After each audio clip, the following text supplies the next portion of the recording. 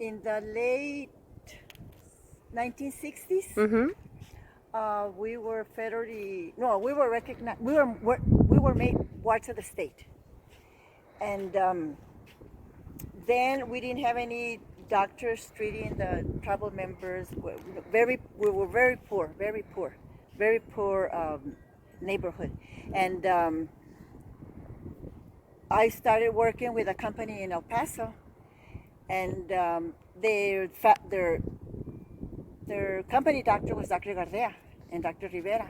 So I got sick at one time, and they referred me to the doctor, and I went, and we started talking, and I told him where I grew up, where I came from, and I told him, you know, our people are very poor, they can't afford doctors, they never go to a doctor, they never go to a hospital. So he said, you know what, Dora, we'll offer our services. Him and Dr. Rivera, we'll offer our services for free, and we'll use our samples. They don't have to pay for the visit. So I started taking the people there, and they did treat them all, and they never charged a penny. And then when it came to hospitalization, I went to Thomason, and I spoke to Mr. Richardson. He was a director there at the time, and I told him the situation, and he said, you know what, you can bring them here, we won't charge them. You know, because we were maybe like over 100 tribal members living at the reservation, and I was able to take a lot of the people there, but it was women that had their babies there, that delivered their babies there. There were people that got very sick, and they were treated for free. I mean, they helped me help the tribe, and it grew and grew and grew, and finally we were actually recognized in the 1980s, and that's when they started helping us with money, the state. We got funding, and it all developed to what we have now.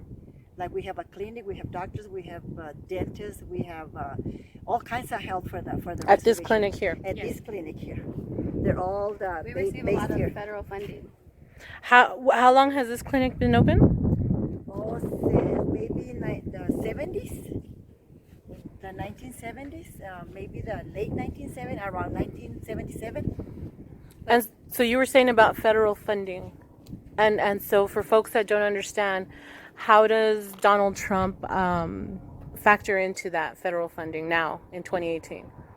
When he starts providing or making the cuts to the federal funds that are going to be available to Native American communities, we will receive cuts to educational services, healthcare, because IHS is one of the grants and funding sources that we do have. But once those cuts are happened, we have to find another way for our tribe to sustain the programs, because we can't. What we look for in a tribe is to have a program that could be sustained for years and years to come. So when we are looking at what's going to possibly be a cut, there's reorganization that happens. But with the IHS and being able to have this clinic, it's been since 1970s till now, 2018. The services here continue to change and continue to improve. We're providing more services to our community to ensure that we are creating healthy families, and if not, how we can get them from either the lowest point of their lives to now becoming successful and thriving. So that's important.